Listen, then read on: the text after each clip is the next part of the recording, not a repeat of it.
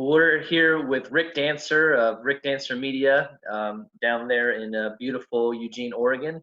And Rick, you and I met back when I used to live in the promised land of Eugene, and then moved up to Seattle. We actually became friends shortly, before I moved. So Yeah, I was kind of disappointed when John took off. I was going, oh my gosh, you're the first person I've met in years that I actually relate to. And now you're going to leave. Yeah, it's like a bad breakup or something. What did I do? Yeah.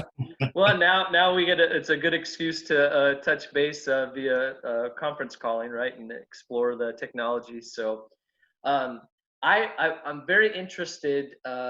Your background was in traditional media, right? You got into journalism in the mid 80s in Oregon.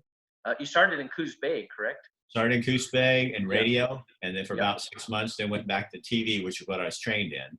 And then I did television. So I had an internship back in the Mount St. Helens blowing up days at KGW TV in Portland. Then I got my first job at a radio station. Then I was in TV from 85 through 2008. I was a main anchor, a reporter. I loved my job. I didn't like the business, but I loved my job. Well, and so you did go to school for journalism. You're one of the few people that you went to school for something and was able to find and make a career in what you set out to do. Yeah. And so you were, and still, I didn't know that when we met, but so many people after we met, and I posted some pictures, that you, for many in Lane County, you were the face of the news. You had been at KVAL, which was the CBS affiliate, and then most notably moved over to KEZI, which was the ABC affiliate, right, until 2008. So I was a weekend anchor at KVAL. I was the main anchor in KCBY in Coos Bay. Then I came, and that was their satellite station. So then I came to KVAL, and at KVAL I was the weekend anchor, and then I moved over to KEZI, and I was the anchor and a reporter, because most people didn't do that, but I had enough. What are you going to call it? Power, I guess. That I never wanted to get off the street, because I didn't want to be a pansy news anchor just sitting there reading the news. So I'd always go out and do stories, because that kept me aware of people and what they were doing. And I think that's what really kind of connected me to the community, was the reporting. The anchor face was just a guy on TV reading, but they knew, oh yeah, he was at my school today. He did this, he did that. Well, so I guess a lot of people are frustrated with traditional mainstream media. Me too. Feeling like it's hard to, if you want to take common sense approaches, you want to get the facts. You really got to do your homework, and that's not news to anybody, right? But so in your experience in doing the news for over 25 years, had you covered anything like this COVID-19 or like a local disaster, and how the news approached that? Well, back in the day, I covered the Thurston High School shooting. That was one of the early ones, right after Columbine. It was Thurston, and that blew us, into a whole new world. So it was, we had national media coming in, CNN coming in, and back in that day, we had a staff of like 30, 35 people. So we had the people and the time to really do the research. And so you had CNN and stuff, not necessarily CNN, but some national news were actually sneaking into hospitals rooms to try to talk to victims. So they made us look really good as local news people, because if we had done that, the community would not have put up with it. Right. And like I said, we had staff, we had mature people working there, we had people that knew the community. So we covered it really well. And I don't mean that I'm not just saying that, Rick, you're great. I'm just saying even the community said our local media did a great job. Respectful. Right. But see, John, what's changed is you have people that are just, I don't even know locally if puberty is a requirement. Huh. Yeah. We've got these young people coming in, and they're not bad people, right? But they're just getting stuff off the wire or whatever somebody fed them, and they're regurgitating it, never taking it into a critical thinking kind of mode, or saying, how is this, what's the bigger picture here? Because I think we've created a media now that's just about sensationalizing things. You and I were talking earlier, Trump or no Trump, it doesn't matter. I don't want to, right. But the president's talking today, and I'm trying to hear, because I want to know as a business owner, Right. What's $1,000 going to do for me? So I'm trying to get some facts. And all the reporters are asking questions on is whether or not one of his staff called the virus Kung Fu virus. Yeah. And I'm like, this is the best you can do? Right. I mean, this is your reality, as you're just trying to find out if somebody said something stupid, or but what about the people out here like me? We're trying to find out, is the National Guard coming in? Am I going to be able to pay my bills next month? How are you going to help me? Is my mortgage company going to have to stop paying? Is the electric company going to do something? And Right. all the journalists can do is ask about Kung Fu virus. Right. I mean, come on. That's what I think people are fed up with, is we want information. And so then we're forced to go to the internet where you don't know where the hell that's coming from. Right.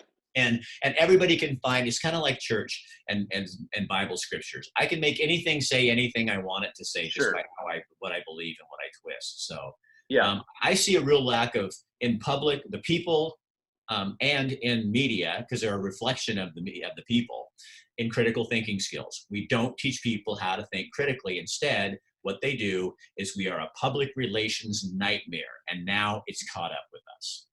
Well, and you brought up, I mean, words obviously matter, but and obviously Trump is, on one end of the spectrum, using things to cause a reaction, and it's obviously worked for him. So why would he stop on that standpoint? Whether that's right or wrong, it's not an endorsement, but it's interesting because, and maybe we're getting too political, but say people will complain about Walmart, right? And they'll list all the things about Walmart, but yet everybody shops at Walmart. Right. The same thing with the media is people complain about the media, but at the same time, the media plays what they can sell, advertise. I mean, at least maybe that's a question. I'm not trying to make an assumption, but that's what it appears. They're selling stories that they believe they can sell advertising that people will watch. And so if we will watch those stories more than we'll watch positive stories, we're in it together. We're part of the problem, right? I don't believe, well, I think we are part of the problem. But I think what we've done is we've allowed ourselves to consume crap. Yeah. So we're used to it. When I used to do, and all I do now is I represent different clients and I give them information and I do stories about real people and stuff like that. And I'm like tooting my horn. I'm just saying I've always spoken on stuff, and people love it because it's positive, and I've got people coming on going, oh my God, you're just doing information. You're just giving us things that we can, and letting them decide. I posted something that Rush Limbaugh wrote the other day, which I don't pay attention to him. People were coming out of the woodwork. Then I went in and got somebody else who had a completely different point of view and brought that on. And people started going, God, Rick, thank you for giving us things to think about. Because that's critical thinking is, it doesn't matter what they feed us. It's what do we believe, and why did we stop listening to one another? When is it okay for me to discount, we get this in our community, you're a hater. Well, the only person I heard hating right now was you accusing me. I was standing outside I got invited to speak at a kindness rally at the church down here. It wasn't a church event, it was a city event, but it was down at the shed. And I was one of the speakers to come in and just talk about kindness and how to be kind. And I'm walking in, and I've been outspoken in the community about lawlessness, not homelessness, but lawlessness, the people that are destroying our community with litter and garbage and drugs and all that. So this protest is going on outside with some homeless advocates, and they start screaming the F word at me and yelling at me. You're mean. You hate. You're a hater. And I'm just standing there. And I walk up to him and quietly, real close, and I said, the only hate I hear right now is coming from your mouth. And they looked at me and they go, shut up, Rick Dancer, threw up some more expletives, And then when I walked away and I said, because I had to piss her off a little bit, I looked at her real close and I said, and I'm the one who got invited to speak at the kindness rally, not you. Yeah, the kindness. And she screamed and I walked away. But see, that's the hypocrisy that we've created in our culture, is that, let's all be kind, but then when it comes to you like Hillary Clinton or you like Donald Trump, well, it's okay to hate you because they're bad people. So whoa, wait a minute. That's still hate. Hate is hate. Yeah. So anyway, I'm getting off Yeah. top. We got pretty political, but I think but I think it's yeah. part of what's going on with this, Yes. Yep. this virus as well, is that if you don't, what scares me a little bit about this whole thing is not as much the virus as it is this attitude that if you don't toe this line, Yeah. where you're locking yourself in your house and you're doing this and you're doing this, then then people they're calling you out on stuff, and it's like, I posted a picture with me sitting with one of my guys I work with, and he's in my truck all day, so we're sitting having lunch together. Yeah. And I take a picture, and I get a bunch of people on there. You're not 6 feet apart. Well, you should have seen how closely we're sitting in the pickup. Yeah. And it's like, we work together. I can't Yeah. do that. I can't do a 6-foot rule in my pickup truck. Yeah. So we're not asking questions. Instead, we're just making accusations. Yeah. Well, I saw a post too. I thought it made a good point. If you're, we can still go get things to eat and support local businesses, coffee and that kind of stuff. But like someone posted, if you see a truck driver trying to go in, they're keeping the economy rolling, keeping the grocery store stocked. They obviously can't go through the drive-through, but there's a rule you can't go through the drive-through. So, run Right. through the drive-through for the truck driver or something like that. And it definitely, and even in Tacoma, they've done a really good job of, there's 3 weekly calls, Monday, Wednesday, Friday, and they share the chamber sharing and the economic business development. And one of the things, I wouldn't even have thought of that, but they were talking about in the not unincorporated areas, they had to write a temporary exemption for the noise ordinance to allow trucks to come in at abnormal times to stock the grocery stores. Right. So it's just, there's so many moving pieces that it's pretty wild. Well, in terms of your media stuff, I would say this. I don't think there's this big agenda on especially on the part of local media to go out and mislead the public. I don't think that's the conspiracy thing. I don't know, but I don't buy that. I think it's honestly just lack of staff, laziness. They have to churn so much product, and it's just whatever's easy on the wire, you just throw it out there.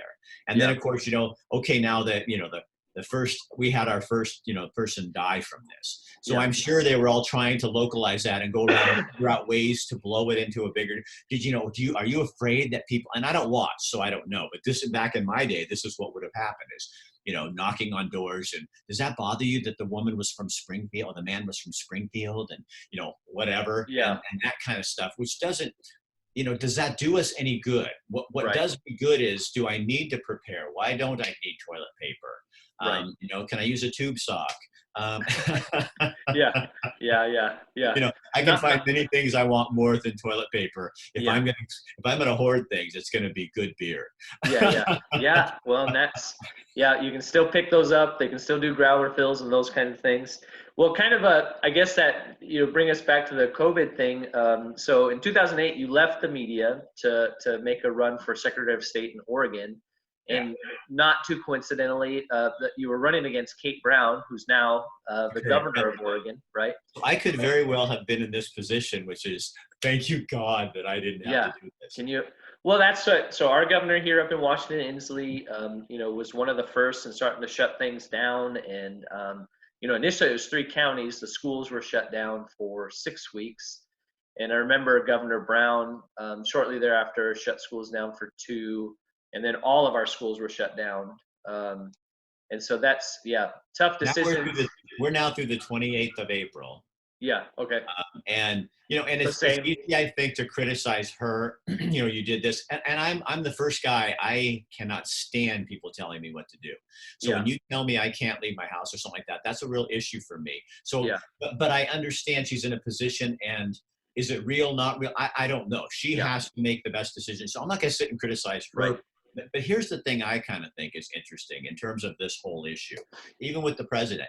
What a huge thing that would say if mayors, governors, and all these people who are making economic decisions for us on my business, if you said, you know what, I'm going to take a pay cut too, because I'm a good leader. So I'm going to take a pay cut and freeze my pay because I know the pain I'm inflicting on you. How much better would you feel? And even if that's just a drop in the bucket, but how much better would you feel going, wow, we're in this together? You know what I mean? But see, we don't, and I posted something like that. People go, well, it's not her fault. I'm not saying it's her fault. Yeah. I'm saying you set a standard. If I'm going to have 6 employees and I'm going to take a cut too, so that all my employees understand that we're in this thing together. Yeah. And as a nation, how much more could you bring us together to me? Yeah. And as a state of Oregon or Washington, if you're in there going, because you're still getting your PERS, you're still getting your salary. And what about us and private business people, Yeah, and I don't know the legalities of that, because I know that's been brought up with the Congress and stuff like that. I don't think you can make a vote up or down on your own salary. You can choose to donate, obviously, as a Right. citizen. Peter DeFazio does that in Oregon. He donates, but just until this is over or something. Yeah. I think it's just we need to be coming together, not both throwing people under a bus because they stood too close to each other. Yeah. That's kind of it's like Germany or something. I feel like we're in the USSR, which is, the former Soviet Union. Yeah. People sitting there call them out. You should be doing this. You should be doing that. It's like, you know what? Reporting on each other. Yeah. I still live in America. Yeah. I still live in the United States of America, and I'm still free. Now, do I need to be watching out for my fellow man and woman and non-gender specific people? Yes, of course I do. But at some point, I do get to decide for myself if I'm going to go out and do a run and stay away from people, and I don't need somebody peering in with their little glasses to see what I'm doing. Right. Yeah. Take care of yourself and control what you can control. Follow and that's too. I saw like Safeway. I think it's across the nation. Safeway and Albertsons are setting aside Tuesdays and Thursdays from 7 to 9 for at-risk people to be able to go in and shop. And that's a great example of, a for-profit company trying to lead by example. It's not being imposed on them. Right. And so if we do more of those proactive type of things, then the government doesn't have to intervene, right? So, right. And John, I was sitting there the other day and I'm thinking, as a business guy, like, okay, so I can't do anything about clients leaving. They don't have any money either. And what can I do? And my wife and I sat and talked about it. So that's when I started saying, I'm just going to give all my clients a free show. Yeah. I do video shows. So I'm going to give them free stuff to help them, to really help them. And that has been the most amazing thing, because all of them are super excited about it. And they know it's a small gesture, but it's also, now I'm starting to do other free things and things are coming in. I mean, I still got to get paid, but I'm realizing if we have to serve our way out of this. Yeah. This is not something we can buy Make our way out of. Sacrifices. Yeah. Yeah. And it's serving people where they're at and trying to help people. Like when this vegetable company needed to get rid of their groceries, their fresh fruits and vegetables. I remember did a live, took me 10 minutes. They've had 9,000-10,000 views, and people are coming on going, I didn't know that. That's so awesome. So you stand back and you go, isn't that what's part of this? Is what this is kind of, this is how you heal stuff. Right. And if everybody in our own little way does that to people, I think that's how you fight the negativity. Right. It's how you fight the gnarly memes and I'm so sick of people blaming, whether it's Hillary Clinton or the president or whoever. Stop the governor. Blaming. It's you know what I mean? Just stop blaming and start being productive about something. I mean, that's not going to get us anywhere. And a lot of the people crying for this or that, and then all of a sudden their true heart comes out, and you'll see this slam against somebody, and I'm going, see, everything you said positive, you just lost. Because you hate somebody, and you're going to use this to get them down, and I don't have time for that. I got people that may die. I got neighbors that may get sick. I don't have time to be bopping around with that kind of crap. Businesses. Well, you brought up a great point. So Rick 1.0 is the journalist, right? Rick 2.0, the politician, and then Rick 3.0, the entrepreneur. And that was something we've talked about a lot. I mean, you've been on the cutting edge of using Facebook Live, particularly for like a local advancement of business and those kinds of things. So maybe I guess you'd call it guerrilla marketing, in the sense that not very many people are using it very effectively. And you've done that not only locally in Springfield and Oregon or in Eugene, but spread that out to smaller communities in Oregon to help promote, places you can go and that kind of thing. So what, I guess to kind of wrap it up, as far as how businesses can help themselves and help each other.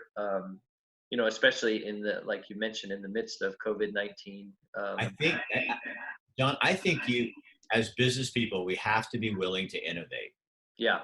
And everything I did up to this point was everything up to this point. Now I have to find ways to change with what I've been given instead of crying and whining. And I did that. Yeah. But it's kind of getting yourself to this point and going, okay, so if I'm open to this, what could this turn into? Sure. How do I mold this just a little differently so I can kind of head off in that other path like that? Yeah. Because I've had to do that. I'm a cancer survivor. The stuff comes in and you have to be able to go around it or over it or under it. And it's covert and subversive. So you don't go in there and just go blah, blah, blah, blah, blah. You go in and you start going, and don't tell other people how to do it. I'm just maneuvering my way through this. Right. And I don't know how it's going to turn out. I've had customers leave. Yeah. And if I think about tomorrow or next week, I'm pretty uncomfortable. Yeah. If I think about right now, what can I do have today? to do, and what did I do today? Oh my gosh, I got to do this, and I helped them, and I did this. So those become my focus. And then tomorrow I'll wake up, and then what do I get to do today? Yeah. And then what do I get to do today? And as that happens, I think it'll start forming. But I mean, everybody out there, I think it's an opportunity. It sucks. It really sucks because I was getting real comfortable, and I'm 60 years old, and I have retirement in 5 years is my plan. Yeah. And I still want that to be my plan. But that's not what this is all about. Right. Every day, people go, how can you be 60 years old and you're using social media in a way that like millennials are? Yeah. And it's like, you know how it is? It's because I listen to them. Yeah. They work with me and they say, Rick, you should do this. You should do that. And so what do? I do it. Okay. And then sometimes I fall flat on my face. Right. But other times you hit the magic sweet spot. And so this is just another moment. I'm trying to look at this like this is another attempt for me to find the next sweet spot. Right. And it doesn't look very sweet right now. Yeah. And there's a lot, but I am not going to be fearful. I think that right now the country is operating on fear. I read a book by a guy, and this is the top of the mind. It's called The Top of the Mind. So here's where my creative energy, this is where I do my best thinking. Everything comes in here. And then if it goes down into my lower cortex, that's when I'm thinking fight or flight. Sure. This country right now, most people are in fight and flight right now. And I have got to get back up into that part of my head where while they're fighting and flighting, I am flying. Because I'm thinking, wait a minute, while they're focusing on what's wrong and why President Trump did this and what so-and-so said, I'm going to be moving through this other chain of command. And I think as real entrepreneurs, that's what we get to do now is let them go ahead and bitch. And while they're bitching, I'm going to be creating something brand new in my head. Yeah. Well, you're living proof, business isn't just a young man's game, right? No. And that's a funny thing. I'm 60 years old and people are going, well, you want to retire? And I go, when I hit 65, my wife's and my plan is I'm still working, but I'm doing the Pacific Northwest travel stuff rather than the Rick Dancer stuff. So my exit plan is that, that I want to be in Rome, Oregon at 89 years old, still doing something on this new funky gadget we have that, they used to do Facebook, but we got this new thing and I'm going to be standing on there and talking about giving people a voice. Because, John, for me, the whole thing in my life is everybody has a voice and they should be able to use it. And that's what makes me run. That's what makes me operate. And if I keep that at the top of my head, I can do that until I'm dropping over. I'll die in a town that nobody even knows about and they'll just burn me up and throw me out. And I don't care. I'm done. Just kind of put you in the ditch. But I just, I already told my wife at my funeral, only 3 people talk.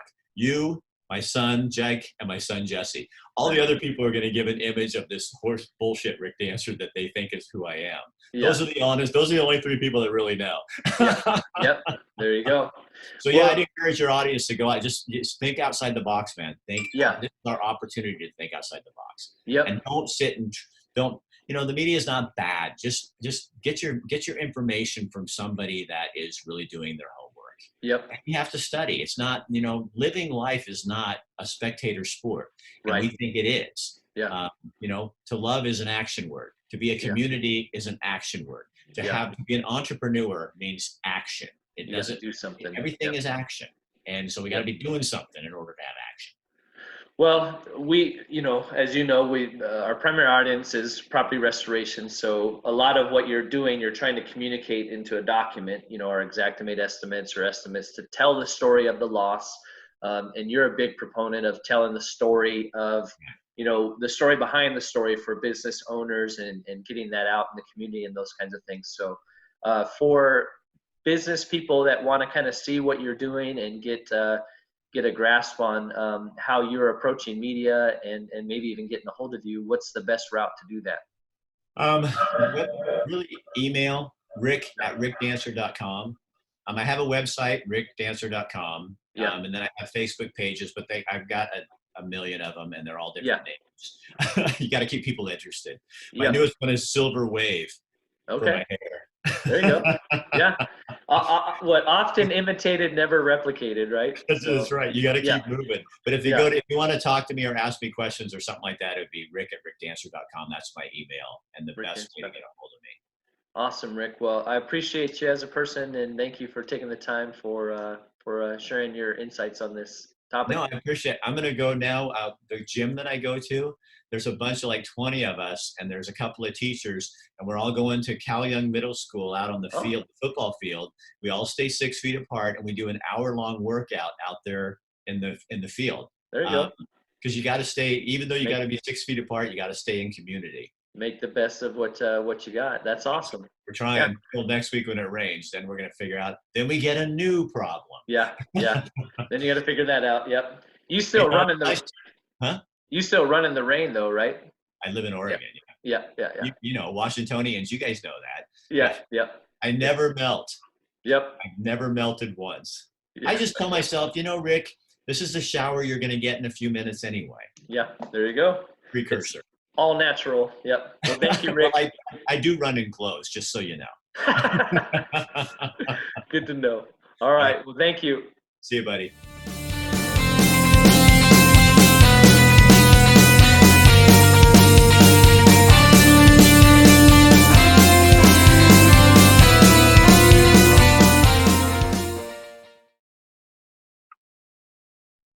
Okay, we're live.